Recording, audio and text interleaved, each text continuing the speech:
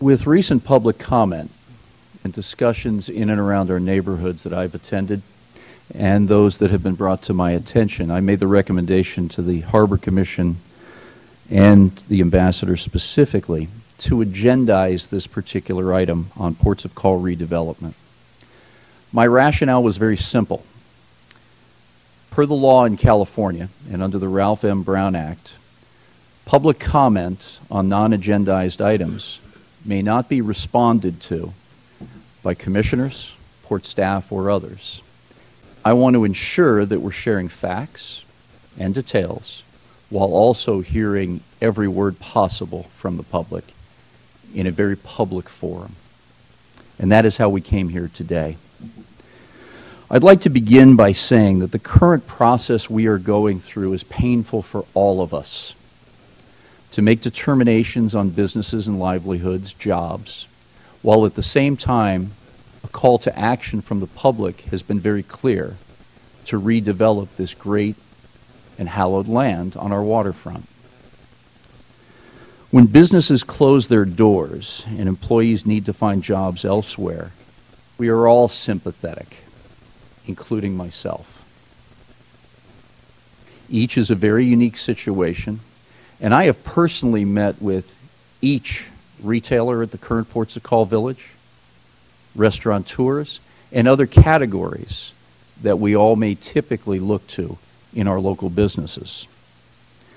Unfortunately, to deliver the project that the public has called for, that developers of great experience and expertise are designing, and that we want to deliver as part of our commitment to the community, we find ourselves in a very difficult situation, one that can be categorized as unavoidable in some areas.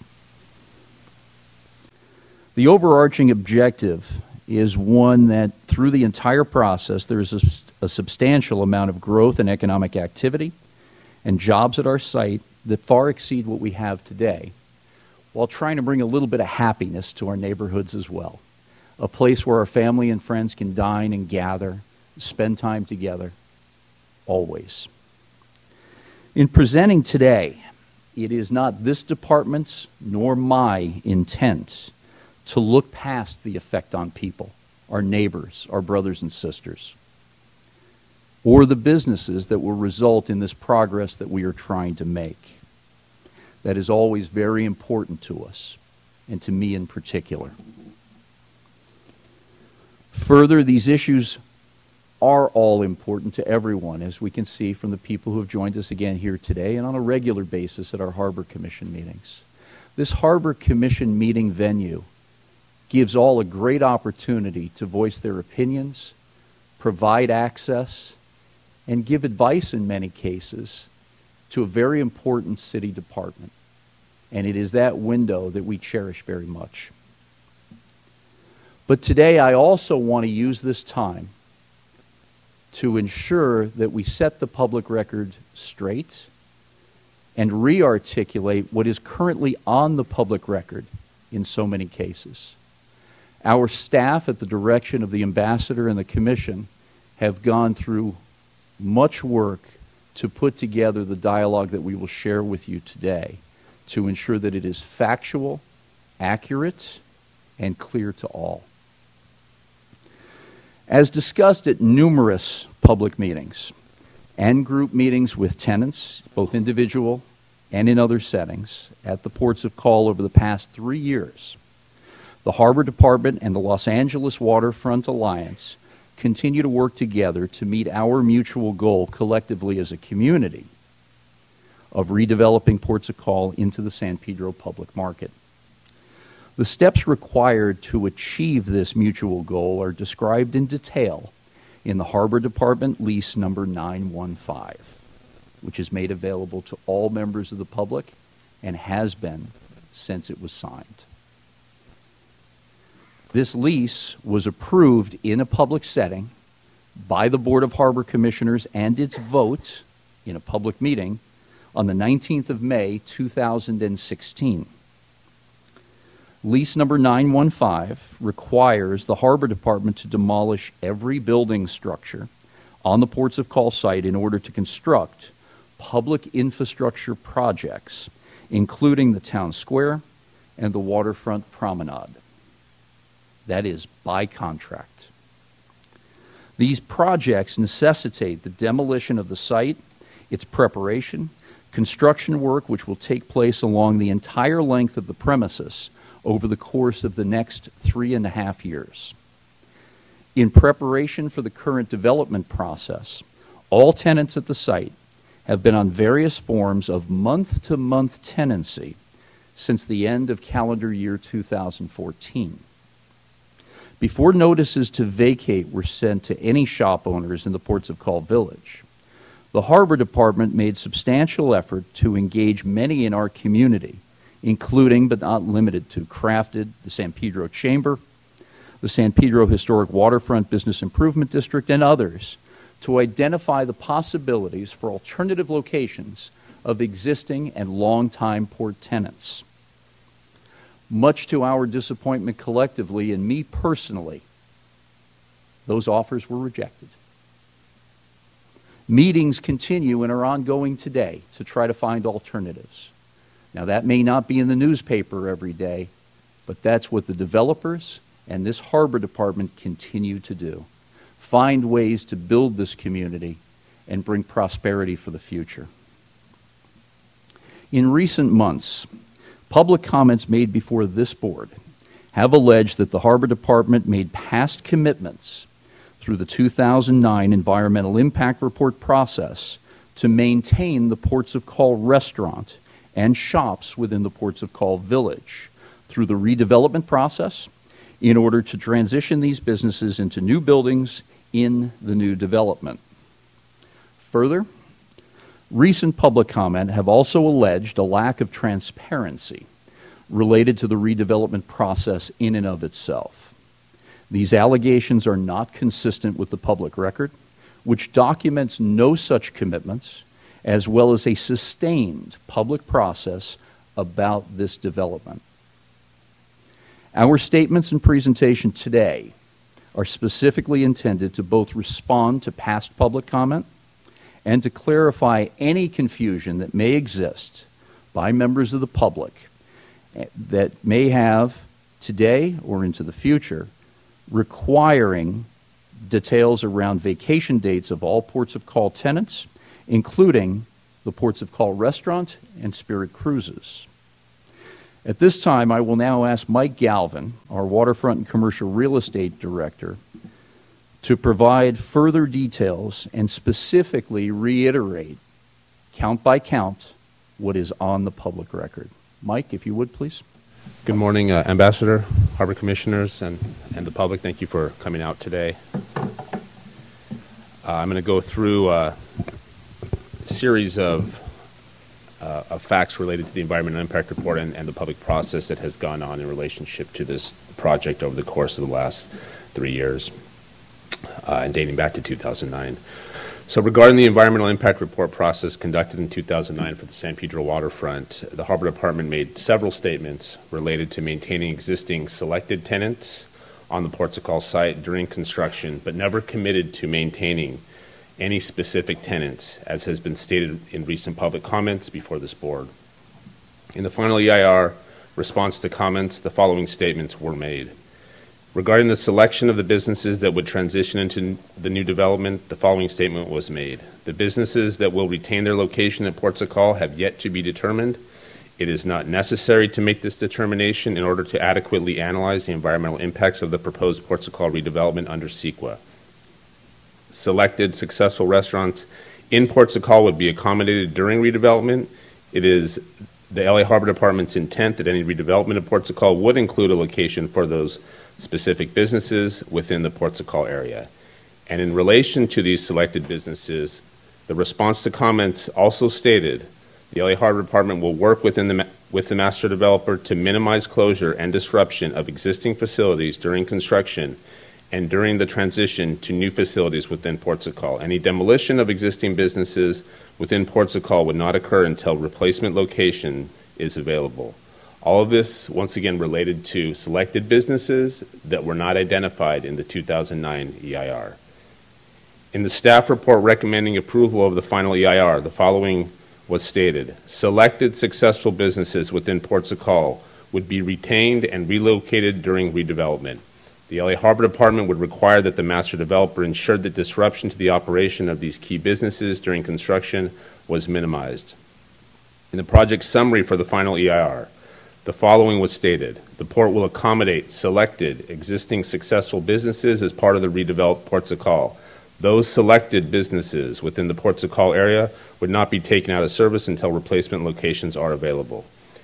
In summary, the San Pedro Waterfront EIR clearly made statements regarding the port's intent to maintain selected businesses during construction in order to transition into the new development, with the operative word being selected.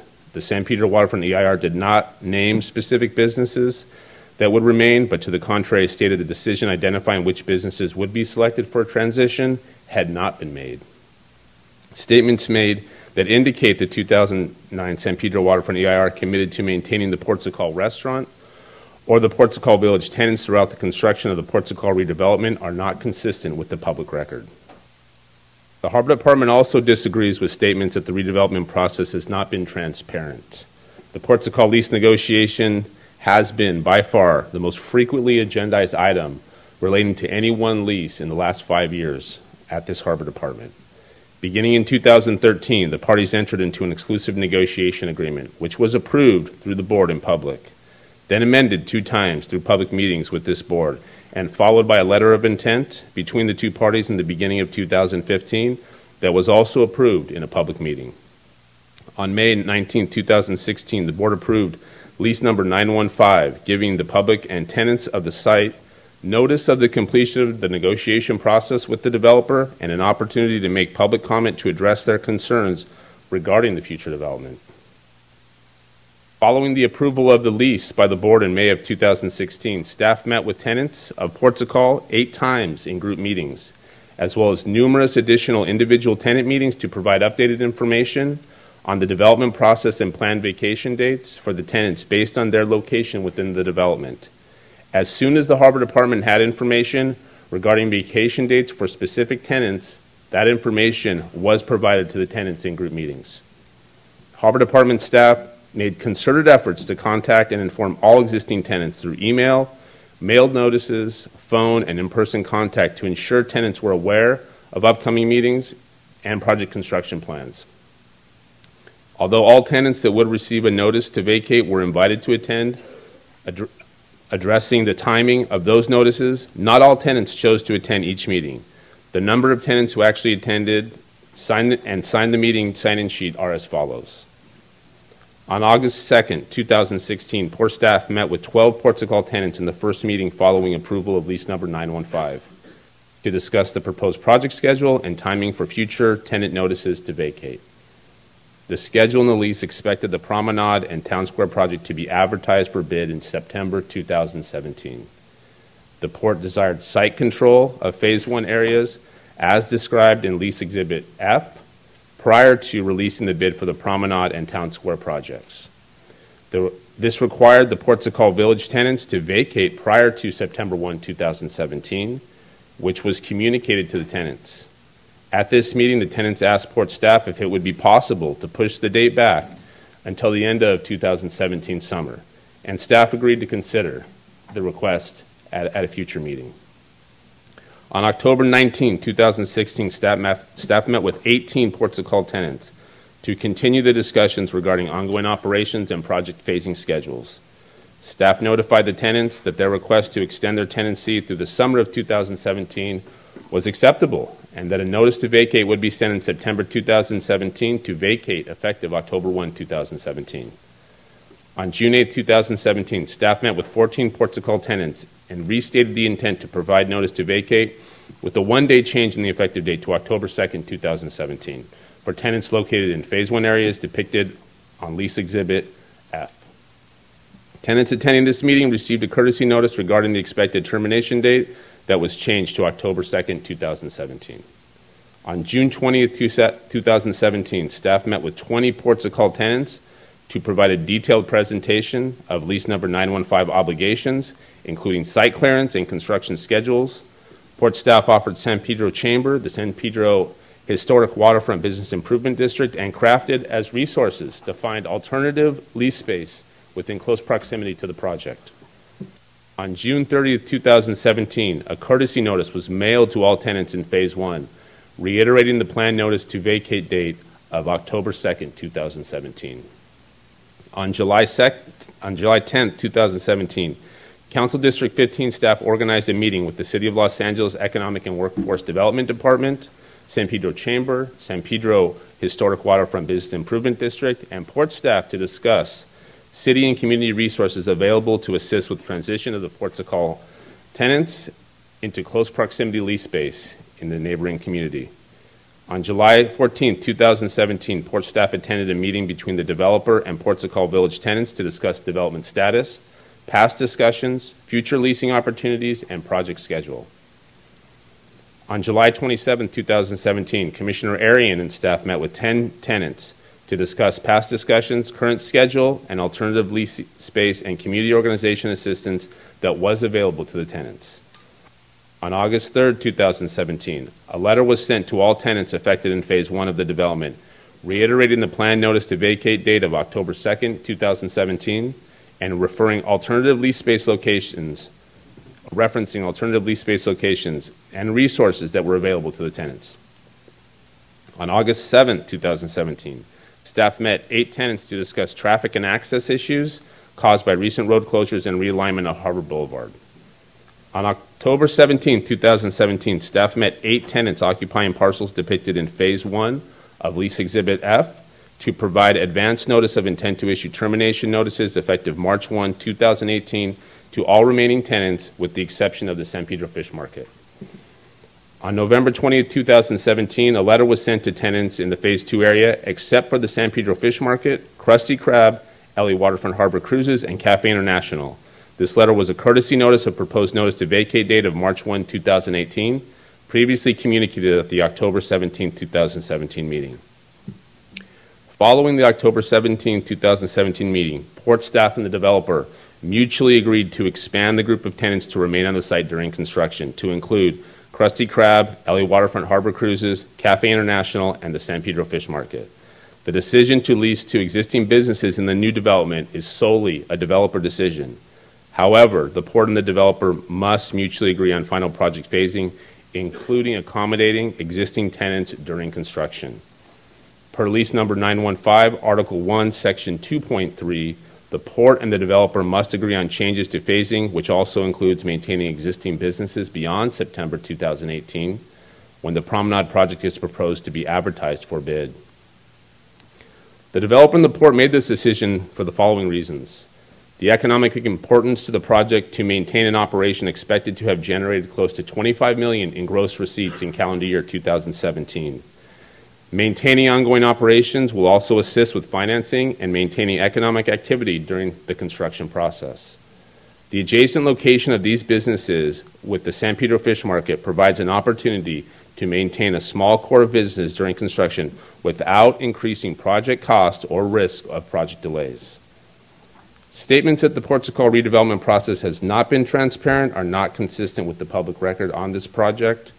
These statements are not accurate and do not account for the great efforts that staff has made towards keeping the existing tenants and the public aware of the development process and the status of upcoming requirements to vacate the site. At the board meeting of January 11, 2018, confusion was expressed regarding the proposed dates that specific tenants would be required to vacate the site, including Port Sakal Restaurant, Spirit Cruises, and Fiesta Harbor Cruises. For clarification and to reduce confusion, the following information is provided. Spirit Cruises was given a notice to vacate their premises effective October 2, 2017, which was followed by an eviction process that resulted in the Harbor Department receiving a judgment and a writ of possession for the premises. The Harbor Department intends to exercise its right to take back the property. This will require all vessels in the commercial marina at Port Sakal to vacate no later than March 1, 2018 or risk impound. These tenants are encouraged to contact our Waterfront and Commercial Real Estate Division at 310-732-3860 to inquire about alternative slip and operational locations within the Port of Los Angeles. As our Executive Director stated, we're here to continue to work with the tenants and operators to make Space available as it is available around the project area. The Harbor Department will send a notice to vacate the Ports of Call restaurant effective March 1, 2018, and will exercise all legal rights to take possession of the property following that date. Additionally, the Asian Village, Acapulco, and a handful of small shop space south of the Ports of Call restaurant will receive notices at this same time. The lease for the San Pedro Public Market was approved by the board on May 19, 2016, and provided substantial details describing the development process and the obligations the Harbor Department has to prepare the site for redevelopment, including vacating existing buildings, demolition of existing structures, building new public infrastructure projects, in addition to the ground-up construction required of the developer. I'm going to go through a PowerPoint presentation that details lease number 915's obligations through the exhibits that are included in the lease. So, as previously stated, lease number 915 was approved by the Harbor Commission on May 19, 2016. Lease number 915 contains obligations that the port and the developer must meet to realize the mutual goal of redevelopment of the Ports of Call site, which has been a goal and a community pursuit for some time. I'm going to provide a brief summary of the obligations between the two parties, provide the public a clear understanding of the timing and scope of the work that is required to successfully execute this development project. Lease Exhibit B identifies the premises, which encompasses approximately 41 acres of land and water separated into 3 parcels, with an additional 4th parcel of 4 acres that is not part of the premises, but which the developer will maintain. At this time, the developer is not in possession of the premises. The port is required to meet several conditions as described in the lease before the developer takes possession of a portion and eventually the whole premises.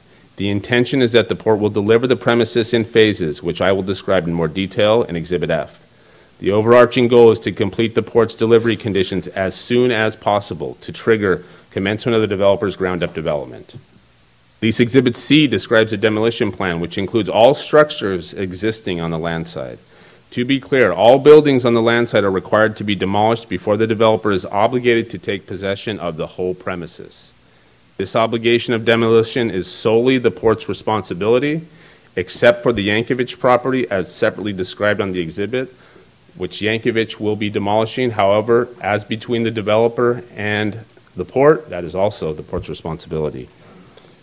Lease Exhibit D describes the scope of city improvements. As you can see, they span the entire face of the eastern boundary of the Ports of Call premises. Further, the promenade is located directly within the footprints of the existing structures on the premises. Lease Exhibit E describes the tenant improvements, including approximately 166,000 square feet of buildings and 10+ acres of open space. These improvements will be constructed on separate parcels in phases. Each parcel delivery requires that the area is free of contamination, free of building structures, free of leases, and that the promenade, except for finishes, has been completed adjacent to the parcel being delivered, so the developer can start their ground-up development. Exhibit F describes the preliminary phasing plan, which identifies 2 parcels required to be delivered in Phase 1. As described in remarks made by the Executive Director at our last board meeting, although there are separate phases, there will be work ongoing along the entire length of the premises for the duration of the construction, whether demolition, remediation, site preparation, promenade substructure work, developer ground-up improvements, or promenade finishes. From now through the next 3.5 years, work will be ongoing throughout the entire premises until the developer's improvements are complete. This plan is a preliminary plan agreed to at the time of the lease, but subject to mutually agreed refinements that do not undermine established schedule or budget. Vacation notices for existing tenants have followed this phasing plan with the Ports of Call Village tenants, which are located within Phase 1 building improvement parcel, being the first to receive notices and going through the eviction process. An exhibit I referenced earlier, this is the original draft schedule in the lease, which has been refined and adjusted to compensate for extended project concept scoping for the promenade and town square project components. This is not an exhibit in the lease. This is the current schedule that the developer and the port are working with. It's a refined schedule that has split the Ports of Call Village portion of the site prep and demolition out as a separate project to remain on pace to begin site prep during January 2018. Under the lease, the port is required to meet certain conditions and deliver a minimum size parcel within 42 months of the effective date, which will occur in late 2019. You can see that 42-month mark on the blue at the bottom of the exhibit there. This milestone and the objective of delivering the new project as soon as possible is what drives the prior and planned vacation notices for various tenants on the site. They're done in 2 phases, one that we've gone through already and one that we will be going through beginning in March. Based on this schedule, we expected to begin site prep work and demolition in the Ports of Call Village this month, which first required site control, which the Port just received last week, following legal proceedings with the tenants to take possession of this area. The next major milestone is sending out the bid package for the Town Square and Promenade project, currently scheduled for September of this year. This requires the Port to have site control for the majority of the site, leaving only the Krusty Krab, LA Waterfront Harbor Cruises, Cafe International, and the San Pedro Fish Market and the Yankovic Company. As further clarification to remarks made by the Executive Director at our last board meeting regarding the differences between construction phases referenced in the lease and development phases that have been referenced by the developer, we have included several slides that were used in the developer's March 2016 public presentation and the addendum to the San Pedro Waterfront EIR for this project. As you can see here, Phase 1 in these depictions describe the entire 160,000 plus square feet of development that we expect to be built in the next 3.5 to 4 years, while Phase 2 is a yet-to-be-described development phase that will only be built based on future market demands. In all of these depictions, Phase 1 is comprehensive of all improvements we expect to be built in the immediate future, including significant open space development along the entire eastern boundary of the premises, jointly built between the Port and the developer. Phase 2, once again, is a yet-to-be-described project that purely identifies a requirement to relocate the open space that is on the southern portion of the project to another portion of the premises to allow ground-up building construction to occur on the southern side of the premises. These development phases are not related to construction phasing discussed previously and referenced in Exhibit F of the lease. You can see here what I just said was this Phase 2 expansion shows that open space that was on the southern section of the project moving back to the SP slip to make way for future ground-up development that has yet to be described. The further ground-up development would then occur in that blue section, along with potential parking improvements that is denoted in red up along the bluff parking area. This is, once again, development phases that relate to a project that has yet to be described and is not to be confused with the construction phases that I went over in Exhibit F. This exhibit was included in the San Pedro Waterfront EIR addendum that was processed in a public meeting for this project specifically, and it once again shows the entire phase that we're talking about right now, the entire development, 166,000 square feet along the whole face of the front of Ports of Call on the main channel, including the 10 acres of open space.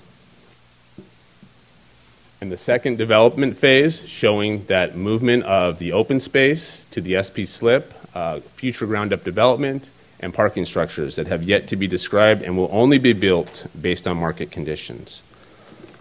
Thank you for your time in allowing us to go through the public record on this project. I'm going to ask the developer to come up and also provide comment.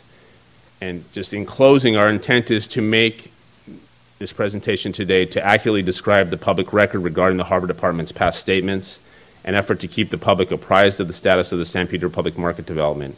We hope the information provided has clarified past statements made by the Harbor Department and that the summary of lease obligations explains the actions the Harbor Department must take to meet our obligations under lease number 915 and realize our objective for the redeveloped Ports of Call. We look forward to continuing the development process with the LA Waterfront Alliance and achieving the mutual goal of a transformative development that is projected to double economic activity on the site with a corresponding increase in jobs in comparison to what exists today. Wayne, if you could come up. Thank you for the opportunity to speak with you this morning. I have to say that this is an extraordinary moment for the city of Los Angeles. The opportunity to redevelop the Ports of Call site into the San Pedro Public Market is a special one. The Port of Los Angeles has made an enormous commitment to the improvement of the San Pedro waterfront for the benefit of the community at large. This is extraordinary, to have an economic engine with the power of the port to be able to support the community in such an extraordinary way. Our group, the Los Angeles Waterfront Alliance, which is a partnership of the Ratkovich Company and Jericho Development Company, is honored to be a part of this project. We promise that we will do everything we can to ensure that the economic opportunities of those that are being affected will be enhanced by the development of this project. We hurt for those that are going to be displaced, that are going to incur losses. We hold out the opportunity for an improved and better future. We have an opportunity to create a landmark in the city of Los Angeles, and we pledge to live up to that opportunity. For those of you that are concerned about the history of Los Angeles and its properties and its landmarks, know that our company, the Ratkovich Company, has restored 17 historic landmarks in the city of Los Angeles. They include the Oviatt Building, the Fine Arts Building, Chapman Market, the Wiltern Theater, the Pelletier Building on Wilshire Boulevard, the hangar in which Howard Hughes and Hughes Aircraft Company built the famous aircraft. So respecting history and having it be a part of our development is something that we attend to very carefully. Here in the site of the former Ports of Call and the future San Pedro Public Market, we intend to create a landmark, and we invite you to be a part of that. Eric Johnson, our partner. Eric, comments from you? Thank you, Wayne. Madam Ambassador, members of the Harbor Commission, port staff, and the public. It's always tough to follow Wayne. We're your local developer. We have a real passion for this project and this community, and we do feel the difficulty and the disruption that's being caused by the change that we collectively as a community want to see happen. We've worked closely with the port in making this project a reality. It's been a difficult process, but it's been a collegial effort. We are responding to the detailed plans of the port, the construction plans that Mike Galvin referred to about how this project gets implemented. We were faced with some choices. We want to keep the site as active as possible. That's in the best interest of our project going forward. It's in the best interest of the community broadly. But we had to face choices against time of delivery and cost. When the port laid out our options, we chose the option that we're pursuing currently, which maintains the businesses that Mike Galvin referenced and the physical geography between the Krusty Krab and the fish market. The reasons for that have really to do with cost of delivery of improvements and the timing of delivery of improvements, as well as a certainty around having those premises available to be developed so the port can live up to its contractual obligations to us, and likewise we can live up to our obligations to the port, and more importantly, our obligations to the community. We do feel for the disruption that is a necessary part of redevelopment activities, and we pledge to continue to work with the port, with the community, to keep the site as active as possible and minimize disruptions that our construction will cost. And thank you for this opportunity. Thank you both very much. Before inviting comments from the commissioners, we have speaker cards, and I would like to start with Christian Guzman, the president of the Central San Pedro Neighborhood Council. Good morning, commissioners. Did you all receive the resolution? I sent it to one of your employees. Okay, excellent. Do you all have it before you? He said he would print copies for you all. I asked because if he did, I won't read it verbatim. But hopefully he did. And first I'd like to say that it's a very, very thorough presentation given by the Port of Los Angeles employees. And you said that you gave notices to vacate by the public, or to the public, to the tenants. That seems to be the majority of the things that you did, but obviously the tenants don't want to vacate. That's kind of like the most important part, which they've expressed at our neighborhood council meetings at the Central San Pedro Neighborhood Council.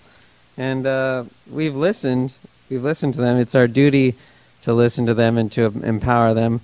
And from what they've told us, they feel like even though you've made this effort that you're saying that you've made, it hasn't been a good job. You haven't done a good enough job to actually get them involved. Or else, why would they feel so strongly that you've kind of left them behind?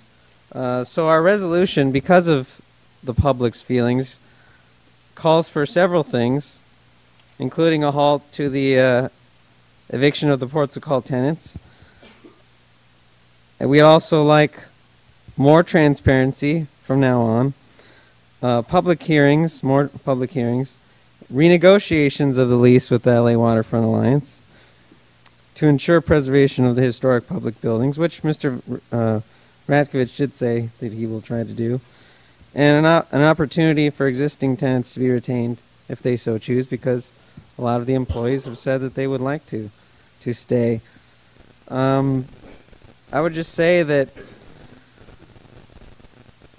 you know, I gave this resolution to the employee yesterday, spoke to the phone, and I'm thanking you for letting me speak first. I'm glad that you're not like trying to shut me out and inviting me. That's the point. But yeah, I would say that there's been a contract and there's been a lease, but ultimately the government, which is to serve the people, has the jurisdiction to change the contract, to change the lease. That could entail some money to be spent, but the people feel that it's worth that, and the developers have said that they feel what the people are going through, but the people don't want them just to feel it. They actually want them to do something to help them. So lastly, in our resolution, we've said that if the Harbor Department fails to act in the way that we recommend, that the decisions regarding the ports of call... Thank you for your time, Mr. Guzman. Excuse me, please let him finish. Go ahead. Lastly, we call that the decisions regarding ports of call redevelopment be referred to the Board of Referred Powers at the City of Los Angeles if you fail to follow our recommendations. Thank you. Thank you, sir. And thank you for your kindness in waiting to speak. Next, we'll hear from Anna Dragan and then Erica Velasquez. Good morning. Anna Dragan, Port Affairs Director for Councilmember Joe Buscaino. Thank you to the Port for that great presentation, and thank you, Wayne, Eric, and team for being here to address the public. I'm going to read a statement from the council member. Councilman Buscaino is the biggest champion of the continued progress of the San Pedro waterfront development and has lobbied for it since his first day in office 6 years ago. He is well aware of the inconvenience and difficulty of the existing tenants having to move out of Ports of Call Village. However, he understands these steps are necessary to advance this important redevelopment project, which will bring new value to the entire community and the region. Councilman Buscaino, his office, along with the Port of Los Angeles, have made every effort to work with existing tenants to find alternative locations in close proximity to the Ports of Call site, including downtown San Pedro and crafted at the Port of Los Angeles. There were a total of 12 meetings from August 2nd, 2016 to November 2nd, 2017. Councilman Buscaino understands the importance of connecting downtown San Pedro to the new San Pedro Public Market and has insisted on such connectivity throughout the design process. Equally, Councilmember Buscaino strongly supports new development in downtown San Pedro in an effort to create a critical mass of people that will support existing and new businesses, including those that choose to move from Ports of Call. He is hopeful that Ports of Call Restaurant will negotiate its new rightful place in the new development and become a staple for a whole new generation. We have come a long way in creating this new destination for our region and new value for our community. San Pedro is a welcoming and supportive location for investment, and we will soon become a world-class visitor destination at the LA waterfront. Thank you very much. Thank you. Next, we'll hear from Erica Velasquez, followed by James Preston Allen and Shannon Ross. Good morning, Ambassador and Commissioners and Port staff. I'm here this morning on behalf of Supervisor Hahn to read a statement regarding this item. The waterfront development is an exciting and promising project for the San Pedro community and something that I have supported and fought for the greater part of the last 2 decades. It promises to breathe new life into our town's economy and be a pillar of our future world-class waterfront. I continue to support this project, and I appreciate Councilman Joe Buscaino and the Harbor Commissioner's work on making this vision a reality.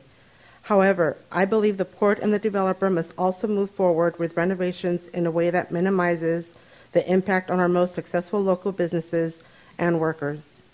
Here I speak specifically of the Portugal restaurant. This restaurant first opened in 1961.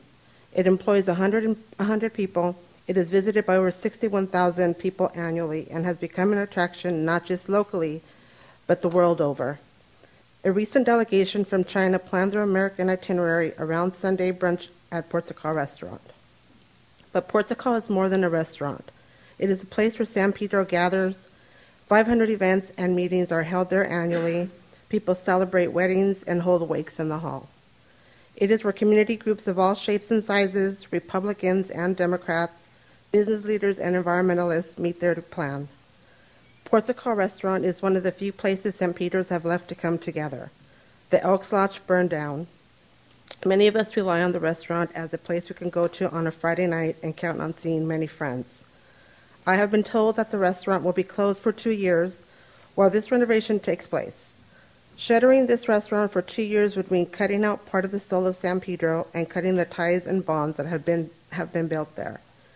I think you would lose the goodwill that you have worked so hard to build in the community for this project. The port has accommodated, rightly, the world-famous San Pedro Fish Market and allowed it to remain open during construction. That seems like a reasonable option, and I urge the Commission to make those same accommodations available to the Portugal restaurant. Thank you. Thank you. Next, we'll hear from James Allen, followed by Shannon Ross and Susan Tucker. Thank you. Good morning, Commissioners, once again. 2 weeks ago, I asked, as a Public Records Act request, for a copy of the developer's plans.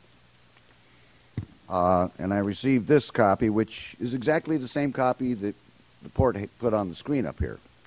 And at first I thought I needed to have a new prescription from my optometrist to read this thing.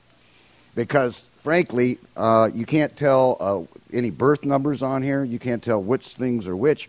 And Mr. Galvin, as much of a great timeline and rationalization you give for public outreach, the issue is, I bet you can't tell me a time in the last 5 years that you personally have been to a neighborhood council to explain this process or any of the options or how businesses are being selected to be retained on this waterfront.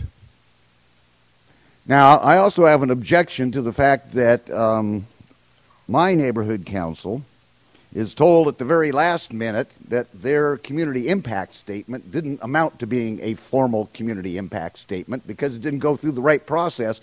But in the actual legislation that creates a position for neighborhood councils to come and speak to you at length and not with a 3-minute limit, is that all we have to do is present you with the resolution. And that's exactly what my president did today, and he was being treated dismissively by the staff of this port, and that I object to. All we need to do is to provide you with a community impact statement, and he should be given the honor and the privilege of speaking without any BS in between. Now, I realize that the developers here have a great history of historic preservation. In fact, many of their projects are honored and respected by this community far and wide. Now, the question really is that you guys have written a contract that says you got to scrape everything clear down here just so these guys can start building something, which doesn't give them the opportunity to preserve any historic structures or to preserve anything of historical significance down there that Wayne and the Johnson brothers might just like to keep. But according to your contract, Mr. Galvin, you've got to bulldoze the whole goddamn thing just so that they can start pouring concrete. Now, understanding that lease is probably one of the most difficult things that the public can do because it reads kind of like your agenda items, all right? And you need a law degree just to understand what's going on. Mr. Allen, thank you. Come to the neighborhood councils and explain yourself. Thank you, sir. Next, we'll hear from Shannon Ross, followed by Susan Tucker and Jonathan Williams. Good morning. Ross. Can you hear me? Okay. Yes. My name's Shannon Ross. I'm a longtime San Pedro resident and community member, holding positions as executive officers on the San Pedro Neighborhood Council and the San Pedro Democratic Club. I'm here today to discuss Portugal Restaurant. Recently, when I heard Portugal Restaurant wasn't currently included in the new San Pedro Marketplace, I was disappointed and felt deceived. I'd attended most of the redevelopment meetings, and just like most of the community members, I was led to believe that Portugal Restaurant would be included as an anchor tenant. I decided I would take some action, creating a Facebook page and an online petition. Save Portugal Restaurant Facebook page has more than 450 followers, and our online petition that was created late last week already has 550 signatures. I brought motions to my neighborhood council and to my Democratic Club, who have both supported Portugal Restaurant. Our community wants Portugal Restaurant. This iconic restaurant not only employs well over 100 local community members, there are 3 generations of families who are employed. Some employees have come from the Beacon House and were given a chance there at Portugal Restaurant. They've flourished as employees. Excuse me, I'm sorry, this is very emotional for me. Portugal Restaurant has sentimental value to many members going back more than 50 years. My own mother was an employee there as a teenager. More than that, Portugal Restaurant is an amazing community partner, allowing fundraisers at their restaurant, supporting some great organizations like Alex's Lemonade Stand in the fight of childhood cancer. The Boys and Girls Club are just a couple of the organizations that they give their time, resources, their employees to support. I stand here before you today and urge the Port of Los Angeles to take immediate action to make sure that Portugal Restaurant is also included in the San Pedro Marketplace, as we've been told over and over again. I would also like to mention that as a neighborhood council member elected by community members who live in my district, we also need more communication. I couldn't agree more with James and Christian. There needs to be more transparency. I urge you to come to our council with these exact presentations. Give our community members the opportunity to hear what's going on. This is the purpose of neighborhood councils. This is why we've been created, and I urge you to communicate with us. The community wants that. We're asking for that. And is my time up? Yeah, almost. Okay. Thank you so much. Thank you, Ms. Ross. Next, we'll hear from Susan Tucker, followed by Jonathan Williams and Danny Salas. Good morning. I'm just a resident of San Pedro. I've been a resident since 1985. Over these years, I've gone many times to Portugal Restaurant, and when I have out-of-town guests, I always take them to Portugal Restaurant. I've spent many Thanksgivings at Portugal Restaurant. We used to have our Christmas parties when I worked at Toyota at Portugal Restaurant. I've been in almost every room at Portugal Restaurant. When Barack Obama was running for president, they gave us their large banquet room for 3 days. Actually, it was 4 days, because I was there every day to phone bank. they're so generous to the community. It hurts me to see this place go, and it especially is horrible because we thought that it was going to be kept, that it would be one of the selected businesses to stay, and now we find out that they're going to have to go in March. I'm sorry. It just is beyond me that a place that has been here so long and is such an important part of this community is going to be destroyed. I was there one time for the Friends of the Library banquet for John Bogart the year before he died. So many memories I just can't even enumerate. Going to karaoke and Friday nights margaritas and listening to Andy and Renee, and it's all going to end. I don't understand it. I don't think it's right. I really wish that there was some way that we could save this wonderful business and community icon. Thank you. Next, we'll hear from Jonathan Williams, followed by Danny Salas and Ray Carofano. Good morning, commissioners and support staff and the public. As I listened to all of this, and I've been kind of paying attention to it for 5 years. And by the way, I operate the Iowa down the street. And, one thing I hear is everybody is ready for the redevelopment. I'll tell you, when I showed up 5 years ago, there was a dispute whether we should have redevelopment here. I'm not hearing that in people's voice. I'm hearing in their voice what should be included. I heard what Galvin said and what Gene said, and I've been on the outskirts of this conversation for about 4 or 5 years, and I thought I was pretty aware of what was going on, and I got to say, wow, you did more than I thought you guys did, and I was pretty aware of what was happening and when it happened. In my role of the bid, it was also important to us to reach out to the ports of call tenants, to offer them space in downtown and make sure they remained in San Pedro, and they refused that opportunity. There's not much we can do to control that. I do encourage you guys to please be patient. Be patient, stay focused, continue through. I know it can be frustrating. At 6 years, I'm frustrated myself sometimes as we go out into the international community and travel throughout the world to convince them to come to San Pedro as a tourist destination. And we get the pushback. We hear the pushback that this is not a tourist destination. It started out in the beginning where people were not going to come here. Today, they are coming here. They're excited about the future. The cart is out of the barn at this point. It's going faster than some of us can control. Just last month, we had the San Pedro Waterfront Tourism Committee with the Chamber, and we talked to about 25 to 30 stakeholders there all off the waterfront and said, how was your business last year?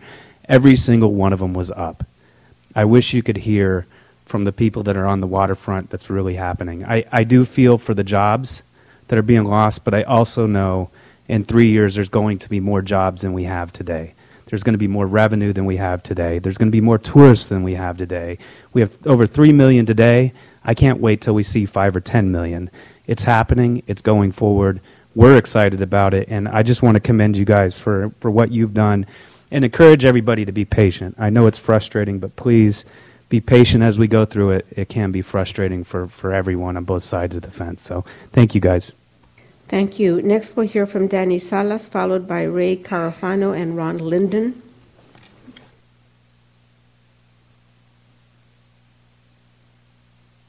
Morning, Ambassador, Commission, Mr. Seroka. My name's Danny Salas. I'm the president of LA Waterfront Cruises. And I just want to tell you a little story about opportunity. When I was 12 years old, parents split up and I was living in the projects here in San Pedro. Somehow I made it down to the waterfront in front of Tommy's Fish Market, and his sister gave me a squid. And I went down on the dock and I started fishing just to get my mind off of no hope. At the time we were on welfare and I had no hope. But down on the docks, I started catching a few fish. I started hanging out down there. It gave me something to do after school. I finally got a job on one of the sport fishing boats with Captain Jim Peterson, who gave me a bucket of soap and a scrub brush and gave me a job after school. I scrubbed that boat every day after school. I rode my bicycle down there for a few dollars, gave me a few extra fish, and I'd take them up in the parking lot and try to sell them behind the fish market. Tommy didn't catch me. You know, the kids down there at the time when I was 12 years old, I said, someday I'm going to be a captain of a boat. By the time I was 18, I became a captain. By the time I was 21, I became a tugboat captain. In 2014, opportunity came with an RFP for the LA waterfront site. We applied for it, went through the process, and I got to say the port staff gave us an opportunity. They played it straight. They told us from the beginning, from day one, that we're on a month-to-month lease. If you have any opportunity of the new development, you're going to need to work hard and prove yourself. And I'm only one person. We have a team of people that surrounded us, and we worked hard. Although I had my 9th grade prom at the Port Sacal restaurant, my daughter, who's going to graduate from BU, was just here a couple weeks ago for the holidays. We drove by Port Sacal. We were all in tears when we saw, you know, some of the small shops going out. We felt for them. I personally reached out to the other charter boat operators down there and said I'd clear a dock for them during this time period so they can continue their operation, and we'll be willing to do that and help out to keep the small boat operators going. And during this time of transition, we'll clear a dock and do whatever we can to help, and look forward to the opportunity for the young kids that are going to be coming in and for the future of San Pedro. Not only will this development help the town, thank you, Mr. Salas, but it will help the whole entire city. So thank you. Next, we'll hear from Ray Carafano, followed by Ron Linden and Ann Weber.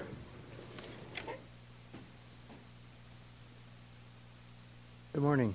My name is Ray Carafano. I'm a property owner and business, also a gallery on 478 West 7th Street. I'm sort of confused. I don't quite understand how one restaurant is picked to stay and another one isn't. I'm not quite sure. I'm sure there's a reason for that, but I've never heard the explanation for it. Someone said that all businesses will benefit from the new Port Sacal that's going to be built. But I don't understand how a business like the Port Sacal is going to be around after 3 or 4 years of closure. The employees that are there now will have to find other jobs. A business like that, when reopens again after that long period of time, is not going to be the same as it is now. And I agree with a number of the people here that if there's any one restaurant that should stay, it is the Port Sacal restaurant. And I've been going there. I don't need to go into a personal conversation about it, but we do go there quite a bit, and it has a lot of history to it. And I don't think when you can sit out there on a patio on that main channel and watch the big ships come up and down, and that's going to go away. It's a sad time for San Pedro. That's all I have to say. Thank you.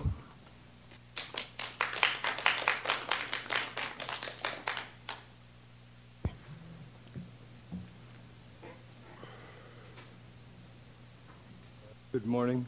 My name's Ron Linden. I'm a professor of art at Harbor College here in Wilmington and a founding board member of the San Pedro Arts District. I'm here speaking for the arts community in San Pedro, and I want to express our support of the Central San Pedro Neighborhood Council's recommendations. I also have questions and observations. I'm seconding what Ray Carafano asked in the presentation. It was very, very vague that successful businesses would be spared and others would not, and the results don't support that criteria whatsoever. The entire project seems a bit of a mystery to us in the arts community because there hasn't been any visual presentation of elevations that would give us an idea what it looks like. There are references made from the east, Boston, to the west coast, San Francisco, and the few renderings that were made public were as generic as could ever be imagined. I also think that it's quite disingenuous to suggest that a business like Ports of Call might succeed on high ground in downtown. Where's the water going to come from, which is the cachet? I also know, because my father was a successful civil engineer, that phasing of projects is quite important, and there is quite a bit of flexibility inherent in it also. And so I think that Ports of Call, just a restaurant, as an example, could be spared until there is a relocation site adequate to fulfill the role that it plays. Thank you. After Ann, we have Andrea and then Monica.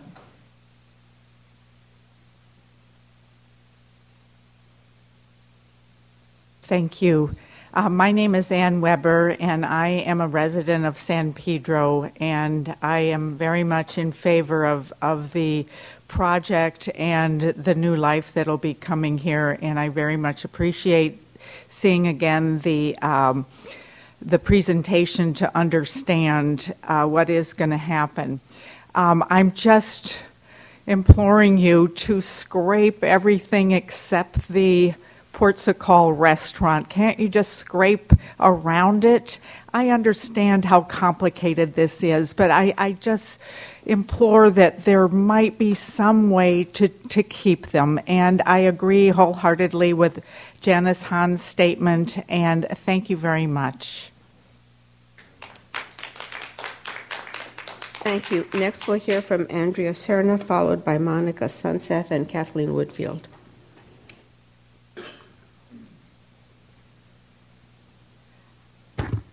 Hi, my name is Andrea Serna, and I am a resident of San Pedro, and I work as a gallery coordinator at Studio 347 on 7th Street, and also as an arts and culture writer for Random Lengths News.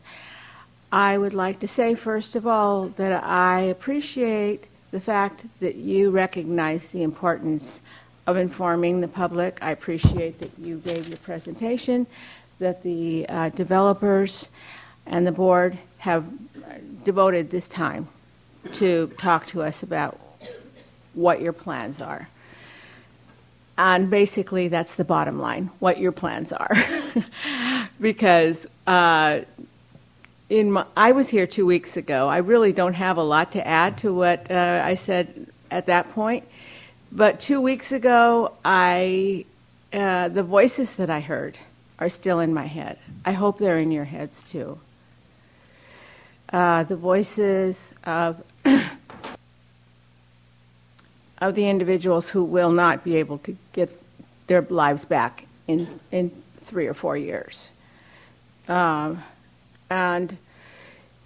hardworking people that I see on a regular basis when I go to the restaurant.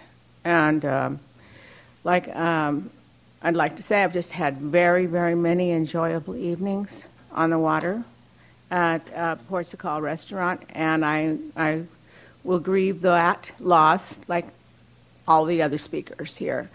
But it's very obvious to us that what's going to happen is what's going to happen, and not that we don't want redevelopment. It's just the way it's being done and the people it's hurting and the people who are being affected. And once again, I would like to say, when the whole thing is bulldozed and your construction begins, it'll be good for a lot of people. A lot of people will have a terrible loss, and I just very sorry for the losses. And 2 weeks ago, it was extremely moving, extremely powerful presentation. And for those of you who are here, I'd just like you to try to remember what was said. Thank you. Thank you. Next, we'll hear from Monica Sunseth, followed by Kathleen Woodfield and Catherine Gray. Good morning, Commissioners. Thank you for your time. My name is Monica Sunseth. I grew up here in San Pedro. I'm a current homeowner here. I have lived a few other places in between, but, you know, as it happens, you always end up back in San Pedro somehow, right? Because it is a unique community. It's very ethnically diverse. We have a lot of great restaurants. I'm also a flight attendant for the last 30-plus years, and I've spent about 25 years of that traveling internationally. And it's true, every big city in the world treats its waterfront like the crown jewel of their city. And I'm finally glad there's attention to that. And I'm glad that the San Pedro, or the fish market's staying. I used to babysit Tommy Jr., used to live up the street, and some of those other businesses. However, Port Sakal restaurant is very important to this community. And I know you were talking about successful businesses. Are you kidding me? And it's not being included. And as the previous speaker said, Jamie Wilson, the current operator of that restaurant, often allows groups to use rooms for free for either nonprofit endeavors or whatever. So yes, no, that doesn't contribute a lot of dollars, but it should be considered as something that is successful. If you're going to define success, I know these developers just look at the almighty dollar. Believe me, I work for a major corporation myself. And they're finally starting to get that they need to add the human factor into that. So I'm asking that you, if possible, readjust your plan to include that restaurant. It is on the end, kind of by itself, but, you know, I come in down through 22nd Street, so I rarely come in the other way. It's doable. I think it really is doable, and I want you to consider that. And I want you also to reconsider what you define as successful, and not just dollars. The term okay? is selected. Oh, well, okay, selected, but I think he said successful businesses, didn't you? No, the operative term was selected. Selected. Okay, well, I want you to select that business. How about that? Not to be, you know, condescending, but I feel sometimes that the community, I understand you're developers and it's a lot of money, and I appreciate you guys developing Oviette building and those. My family's also from other parts of Los Angeles, and I have a historical connection to more downtown. My personal connection is here because I grew up here.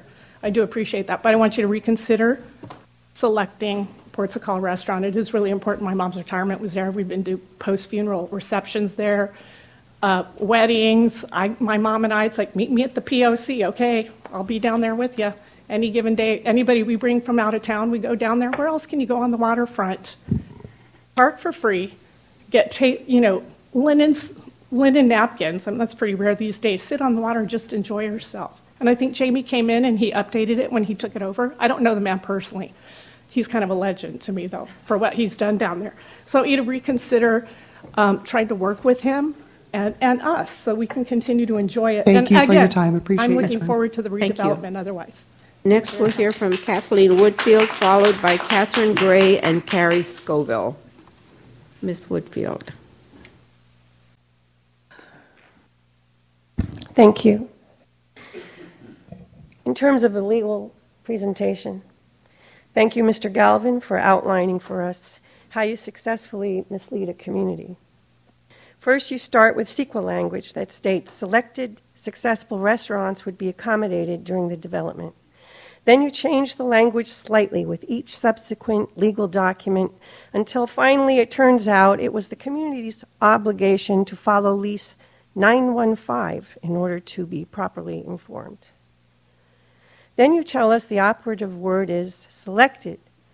That's an interpretation, which of course legally the port has the right to do. To me, the operative words are successful restaurant. And besides, now you tell us the Krusty Krab is being kept because of its proximity to the fish market, not because it is a selected successful restaurant. The public record includes the statement by the developer in a highly attended meeting that Port Sakal Restaurant would be protected.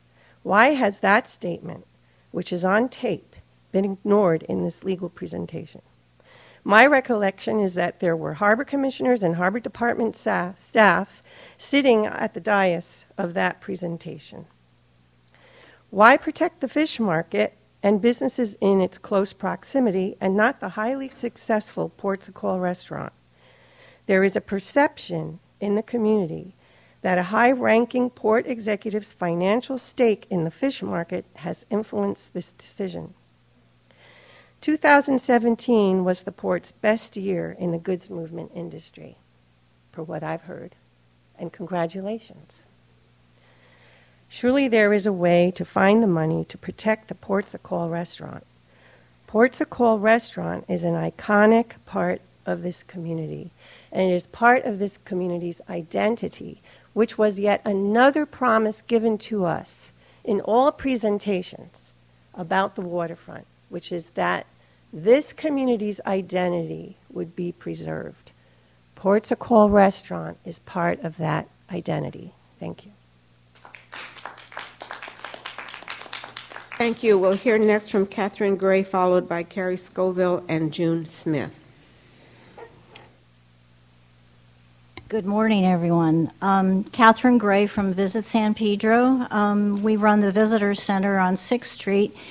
And, of course, every day I have people coming in who have come back or have had some affinity, some memorable occasion that they had at Ports o' Call restaurant. I don't need to, go any further than that because we know how important it is to the community. I have to tell you, I'm really absolutely dumbfounded that we're even having this conversation. This definitely, to me, comes over under the title of this doesn't make any sense. You have a wonderful restaurant that has such an affinity to everyone here in San Pedro. It's a guaranteed moneymaker, and you're making this new development. Why not keep something that for sure is going to bring people back? Ports o' Call restaurant is San Pedro's restaurant. People ask me every day in the center, where can I go and sit out on the water? I'm not going to have that anymore. I don't want to see Ports o' Call restaurant go away and have people come in and say, oh, I remember Ports o' Call in its heyday and all of this. And why did they tear down all those buildings on Beacon Street? Wouldn't it have been nice if they had preserved those? It would be a really neat tourist attraction. I don't want to see some people coming in years from now saying, wow, why did they get rid of Ports o' Call restaurant? Let's sit back and think there has to be a way, because of where it is, that it can be saved. If it closes, there's no guarantee that it's going to come back in 2 years or that the development is going to take another 3-4 years. We've seen that over and over again. So I would just really, really implore you there has to be a way. If you want it to stay, it's going to stay, and it's going to stay open. And I know San Pedro, I agree with Jonathan, 6 years ago, when we started the Convention and Visitors Bureau, people laughed at us when I said San Pedro is a tourist attraction. We have a lot more attractions in San Pedro by far than Long Beach does. There are a lot more things for people to do in San Pedro than Long Beach. So I'm very committed to provide, getting more tourists here and to have them have things to go and see once they're here. So I just want to let you know that I really think that in the midst of all this redevelopment, let's not lose our soul. Please keep Ports o' Call restaurant open. Carrie Scoville, followed by June Smith. Ms. Scoville? Good morning, Commissioners. My name is Carrie Scoville. I'm a resident of San Pedro, and I want to speak on behalf of support of Ports o' Call restaurant. And I have a couple questions also. I spoke here at the December meeting. I'm president of the San Pedro Democratic Club, and I read our resolution into the record in support of the restaurant. Since then, I've seen stores shutter. I've talked to restaurant staff at other restaurants that are scheduled to close. And I'm very concerned that there's no accommodation for these workers being made. Hundreds of workers are going to lose their jobs, and there's no accommodation for what are they going to do, where's the replacement, where are they going to go. I also want to say that I'm also confused about why a private developer is negotiating the leases with tenants when this is public land. It's our land. Shouldn't it be the Harbor Commission or the port that is negotiating the leases? Because of course a developer is going to want to raise everything because construction is more efficient when you start with zero and start with a clean slate. Whereas if the community wants to preserve something, the port has an interest in working for the public benefit. And lastly, I want to say that Mr. Seroka mentioned the State of the Port event that was held with the Pacific Merchant Shipping Association. Yesterday, I went to the Port of Long Beach State of the Port event. Hundreds and hundreds of people were there. It was a great event, and it was free and open to the public. I appreciate a State of the Port speech, but it should be accessible to us all. Thank you very much. Our last speaker is Ms. Smith, June Smith. Good morning, board and Mr. Seroka and staff members, some of whom I still remember. I appreciate the opportunity to talk once again about the development. As many of you know, and most of the public, at least that's been in San Pedro for a while, knows, I worked with people like Jamie Wilson with the Port Committee Advisory Committee to get this development going. And we're really excited. I mean, we worked together. The whole community, the port staff, the commission was very receptive to what was going on because they had to be. The China shipping agreement, made us do that. But I think that a trust developed. At first, it wasn't there between the port and the community, of course, because of a lawsuit. $50 million it cost you more than that. And it seems to me that we're missing a big opportunity here to continue that trust that had been built up. It's gone. You're blowing it. You're absolutely blowing it. Why would you have so many people coming here today saying, we didn't know, or we didn't hear, or this is a travesty to us. This is tearing our heart out.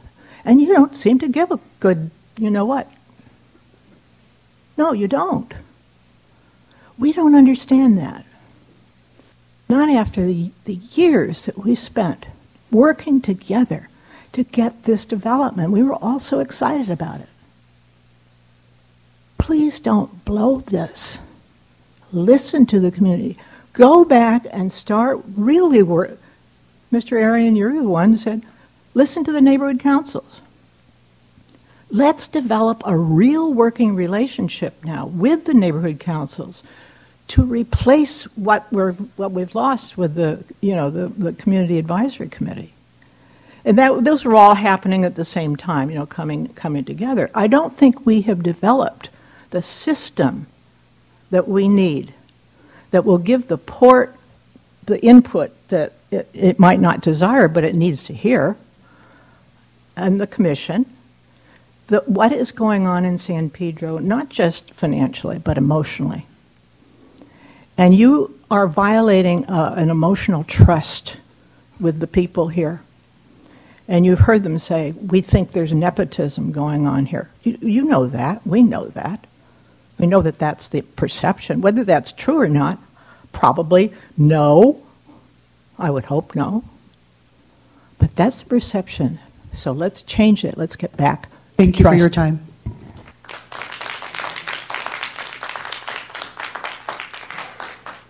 Thank you. Commissioner Arian? The relationship between the port and the individual councils here in San Pedro, the three of them, and Harbor City and Wilmington, needs to be more direct and improved, and greater exchange going on. And I think we have to sit down and talk about that. That has nothing to do with Ports Call per se, but it has to do with the relationship. And I agree with that. But what I like to do is thank Gene for agendizing this so that we as a commission could participate in this discussion, because it's really the only opportunity we get under the Brown Act, to have this kind of open discussion with you in the community. And when I listen to all the speakers, I've worked with most of you on different levels around community issues and progressive issues in this community, so I clearly respect your participation, in this process. I want to start out by talking about a couple of things we probably all agree upon. Change is very difficult in this port and in this city, and particularly in San Pedro. And many, many years ago, when we started the issue of the promenade, and the port guaranteed at that time that from bridge to breakwater, we would have a promenade, most of us didn't believe it. So it started and it moved. But the reality was, and the crown jewel of that promenade was going to be Port Sakal, and we've reached that now in our history. I can remember, I live on 17th Street, right by the Slav Hall, or now you call it the Dalmatian Hall. Things change, names change for whatever reasons. And you used to have the tanks down there. Now you got a beautiful park created by the port. The port has invested $400 to $450 to $500 million in land use for this community and the community of the city of Los Angeles. The crown jewel of the Port of LA is an industrial port, and the movement of those containers and the creation of tens of thousands of high-paying jobs that fuel our community here in San Pedro and throughout LA. That's the crown jewel of this port. And so then we're faced with something we have never been faced with before, and that's a major commercial development on the waterfront. And thank you, Galvin, for doing what you do, because you were thrown into the fire to help develop and take us down this path with Port Sakal development. We are on the verge, as a port, of fulfilling our obligation and our vision of a promenade that starts at the Vincent Thomas Bridge and eventually will end up, at Alta Sea and Carbillo Beach. 7, 8, 9 miles made available to this community over the last 10, 15 years. That's what this port's done. Talk about our obligation to the community and the investment in this community with no return. Those were dollars made by those longshoremen moving containers, not tax money, for this community. And when I got to sit here, meeting after meeting, getting attacked for not doing things for the community, it raises my voice a little. We negotiated a contract, the first major commercial contract with anybody, and that was with the developers. And when we developed that contract, we had a certain obligation to fulfill our responsibility. Somebody asked earlier, how could you make decisions about one restaurant over another? We didn't make that decision. And a couple of people asked that question, happen to be walking out now because they don't want to hear the answer. That's okay. But the reason why that decision was made, it was made by the developer because they saw it as part of their business plan. We don't interfere with the business plan of APL or interfere with the commercial development of the boat marina. We aid it, we support it, we get our benefit out of it, but we don't interfere. Why did the fish market stay? Well, according to the developers, because they generate $25 million a year. They're one of the main restaurants anywhere in California, one of the top 10 families, I think, in California or maybe in the countries in terms of a personal business. So it's part of their business plan. If the developers want Port Sakal to stay, I don't have a problem with that, but they're going to have to assume the liability of delayed construction and any other cost. I don't have a problem. They want to come to us and say, we need to do this, we need to do that. Yeah, okay. But I'm telling you one thing, we're fulfilling our end of this contract. And we're already invested $50 million. And we're not going to invest any more till we see a return from the other side. It doesn't make sense. You know, I negotiated contracts all my life. And when you negotiate a contract, you live up to it. And that's what we're going to do. I'd like to speak specifically now about the Port Sakal restaurant and Jamie. Jamie's a friend of mine. When I go in there, I sit at the bar. That bar was built by Alan Johnson, beautiful woodwork. We've always been a community that's been supportive of Jamie and the Port Sakal and the kind of work that he's done in this community. When my daughter was pregnant with my first grandchild, where did we have the event? Port Sakal. When my son and Mike Bonin got married at Point Furman, married by the mayor, 500 people showed up. Where was the reception afterwards? Port Sakal. My family brought a different kind of love to this community, and it's always been supported by Jamie. When my nephew had some problems and couldn't find a job, Jamie gave him a job. And I'll always thank Jamie. But we got a contract. And Jamie's got to be talking to Alan and these guys. And if they are, good. And if they're not, that's where the decision will lie. We're going to fulfill our obligation. Last point I want to make. Nearly every speaker I heard here has the same feelings I do towards Jamie and the Port Sakal restaurant. And I'm hopeful, you know, when the final decisions are made, that Jamie's able to come back, because that is our history, that name, Port Sakal Restaurant. I want to see that part of the final development, but I have no say in telling the developers how they develop their business plan, other than what we agreed upon when the contract was signed. Before the contract was signed, we only were talking about how we would develop our obligation. Once the contract was signed, then it became the business plan of the developers to show how that would evolve and become successful and for us to support it. But when somebody comes in here and starts raising issues about nepotism or why they or we had an influence over the fish market, saying there's always one or two port haters that speak at this meeting. No matter what we do, they're going to attack us. 99% of everybody else who spoke here, and particularly Janice's statement, I think we're all consistent with, as well as Joe's.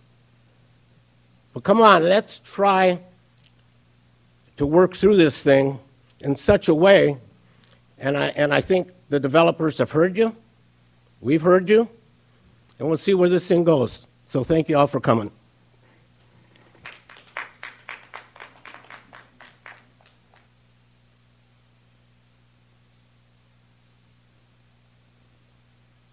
Hi. First of all, I want to thank everyone for coming, and I want to echo everything that my fellow commissioner, David Arian, said. I actually don't, I'm an outsider. I live in Brentwood, and I come down here, and for me, this is the greatest privilege of my life to be here, and serving the community in this capacity. And I want to thank all of you. I'm constantly amazed at the community spirit here. Every week, people come and yell at us, and getting yelled at is not fun. But what I want to talk more about is process rather than substance. Because what does happen at these meetings is there's two things that keep coming up. One was innuendo of dishonesty. And I have to speak to that because the quote that I heard that really jarred me was, some people are saying that we picked the fish market because of nepotism of a high-level member of the port. And when I hear stuff like that, and maybe I shouldn't talk politics, but I'm constantly reminded of our dear president, who says things like that all the time. Some people are saying, where they make an accusation without standing by the accusation. So I want to encourage people who are, because this is about civility. This is about working together to make our community a better place. If you think that there is nepotism, don't say some people are saying. Say, I am saying that there is nepotism, and here is why I think so. Because that's a courageous stand. But saying some people, that's not a courageous stand. That's innuendo without taking responsibility for what is said. And when I hear that, I hate it, because it's uncivil. It's an assault on the name of everyone who works at this port. Now, more on process. Lots of people talk about, and I heard some people say that we need to reach out more to the local neighborhood councils, and I'm sure that we don't do enough of that. But I will say that every meeting that I have attended, we reserve space for the neighborhood councils to speak in. And this is, and I may be wrong in this, so please correct me if I'm wrong, but I think over the last 4 years, this is the first time anyone has taken that opportunity, which I think is kind of remarkable. It's almost impossible. You have to file with the clerk in advance, and our meetings happen unfair. Yeah. Because we come all the time. I come to meetings a lot. Several of us have, but it's very hard for us when our meetings match up to you. That's great. Maybe make it easier for us to have the opportunity to speak, and we would be here. That's great. That's great feedback. Thank you. So let's investigate that and figure out a way of facilitating their ability to come and speak at our meetings, because we reserve the time. Third, it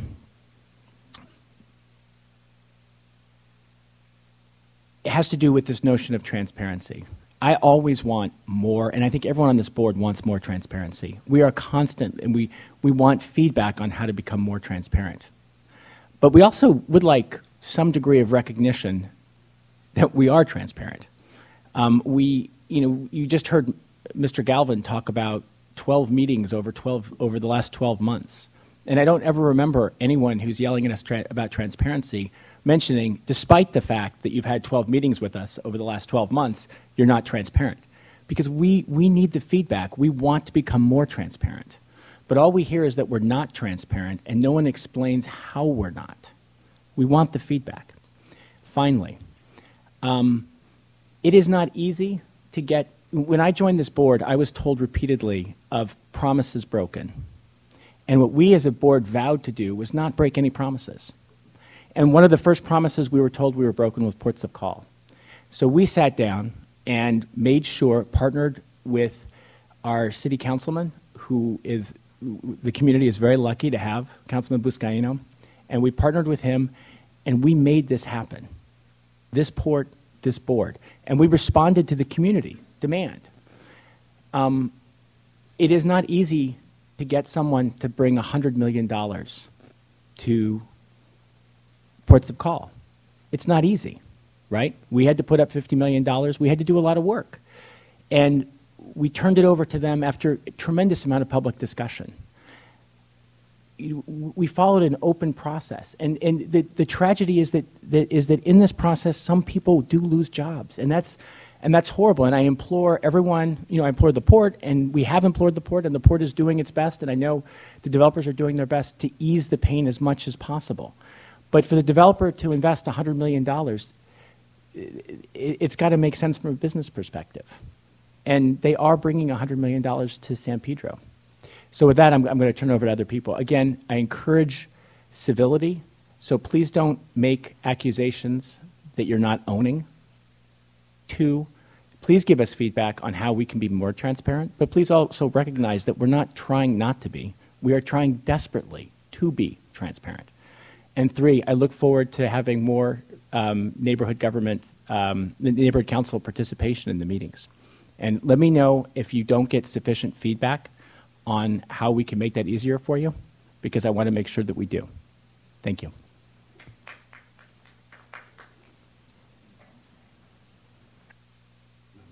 Just very briefly, I'd like to echo the comments of my fellow commissioners. I'm the newest in this commission. I probably have the least background in the details of this project, but not in the in the general idea, because that has been a project in the works for a long, long time. And even in Wilmington, we've heard that this development was going to happen. I think everybody here sincerely feels and appreciates the sadness, the regret, particularly those of us that have gone to this restaurant, that have had special events there.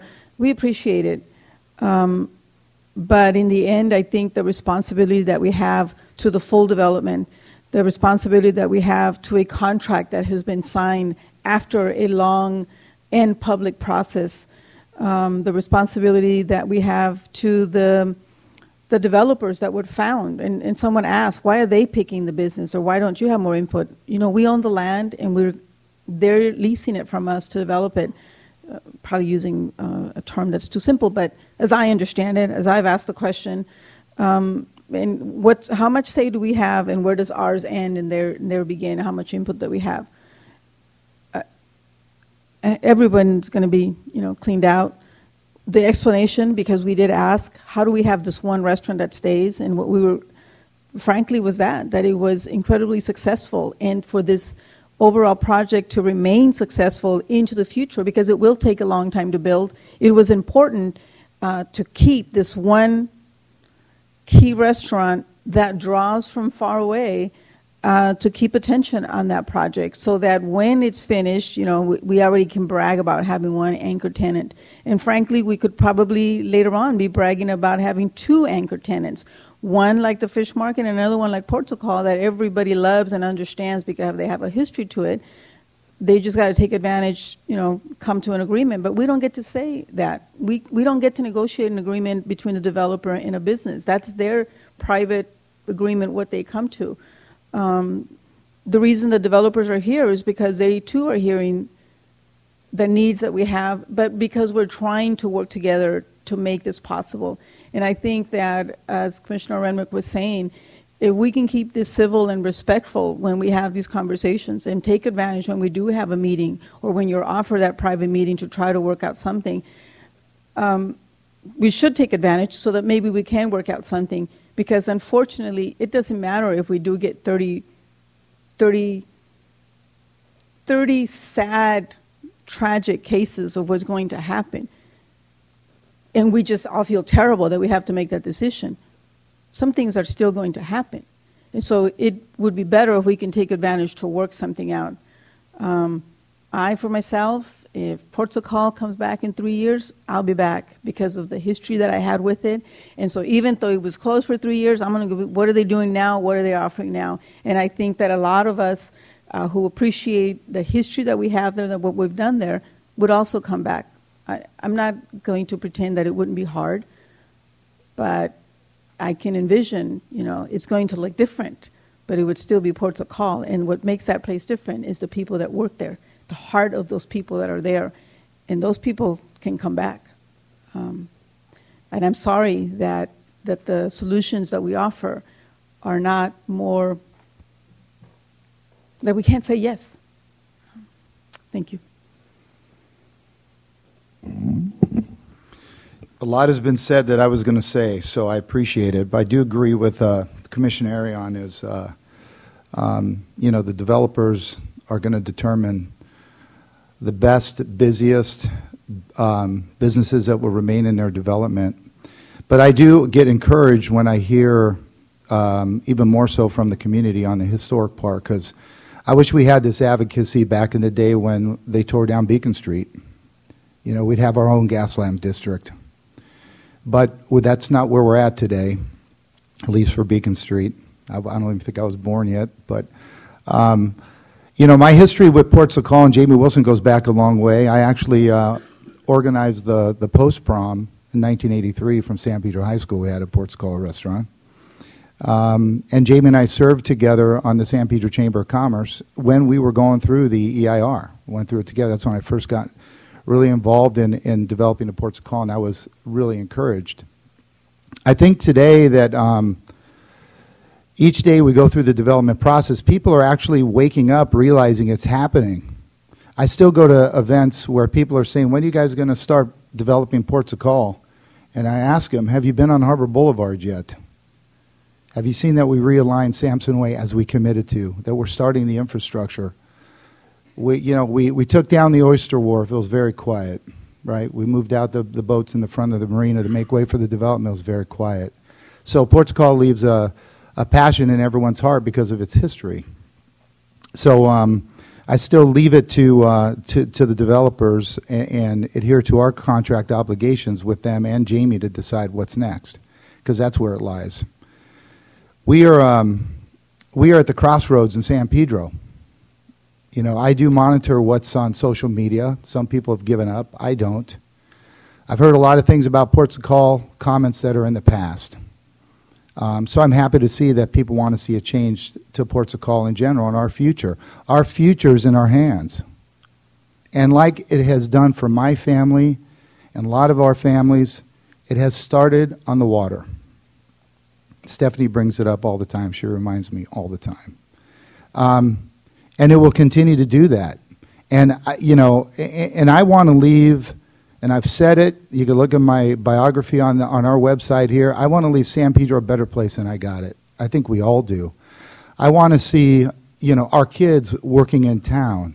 I want to see our college graduates working at Alta Sea or at SpaceX or down on the waterfront or opening a business in downtown. That's what we're building for. And so I see it as the genesis of our next phase in our history. I do sit here a lot. We've gotten criticized for not moving fast enough. We've gotten yelled at that we're not going to even revitalize Ports of Call, but it is happening. And I don't mind getting yelled at. It's fine. I mean, we are volunteers, but we hold an important position in our town to listen to the community and to work with the port and everyone else to make things right.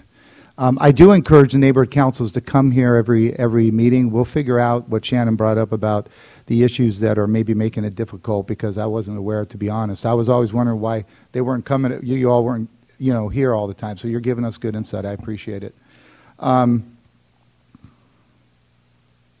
I do worry about the workers that are losing their jobs. We know that that's been an issue, and I think the council office is trying to work with them and place people and give them opportunities, so that's encouraging as well.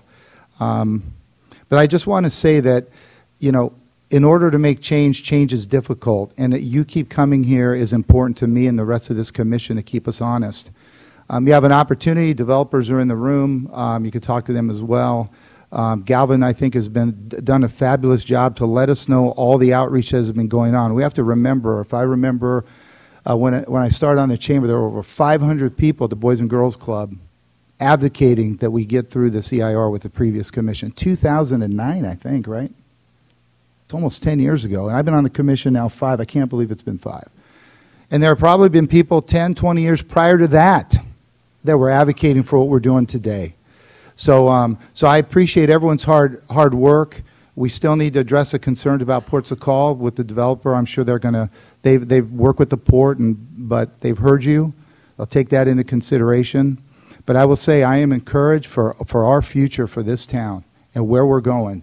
And if you look back 10 years to what was on the waterfront, what's there now, the amount of people that are coming, our future is heading in the right direction. And I anticipate it to be a lot brighter, and we're going to see a change with jobs, not just for our kids, but for future generations. So thank you. Keep coming, and I appreciate all your input.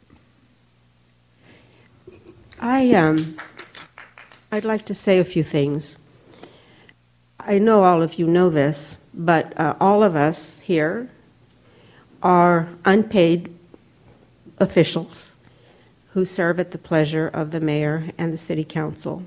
And we do this job for various reasons, but mainly because we care about our city and its future. I remember when Commissioner Renwick and I were at our confirmation hearings in November of 2013, we were under attack for 2 major projects that had great difficulties on the container side. We were also, and I was also told, along with Commissioner Arian, to bring in a new executive director. So that was my introduction to the Port of Los Angeles. Then, by the way, we also want you to complete this effort that the community wants of re-envisioning ports of call into what is now called the San Pedro Public Market. And Alta Sea needs to be redefined. And Wilmington Waterfront needs to be completed. So, yes, all of these things we do with you. So I absolutely agree with everything my fellow commissioners have said. Your willingness to come here and continue to educate us is extremely important. I do ask for civility. We have always been civil to you. I would ask you to be civil to us. If anyone has a charge of nepotism to make it with facts. Because as a person trained as a lawyer, I have been very careful about all of these agreements that we have struck. So I do not want that charge repeated unless someone has something to back it up. Okay? We here are at an inflection point. But here's the other thing. We're very well situated. We have an outstanding executive director. We have a commission that works well together. Not all commissions have that, let me tell you. We have a public that is very much engaged. You know, can we do a better job of it all? Yes, we can. With your help, we can. And I believe we will. But we have a lot of things to get done. This port is an economic engine for this region and for our country. So for all of us, that is of prime importance. All of these other projects, in terms of really re-envisioning our waterfront here, are very exciting, and we are all working with you on that. So as people have said, change is difficult, but change is here. I really want us to work on one thing that many of you spoke about, which is trust. Trust, and I think there is transparency, but we can do a more effective job of transparency, and we will be talking with our executive director and others to work on that. But except for that, I again thank you for working with us on these very exciting projects and continue to work with us.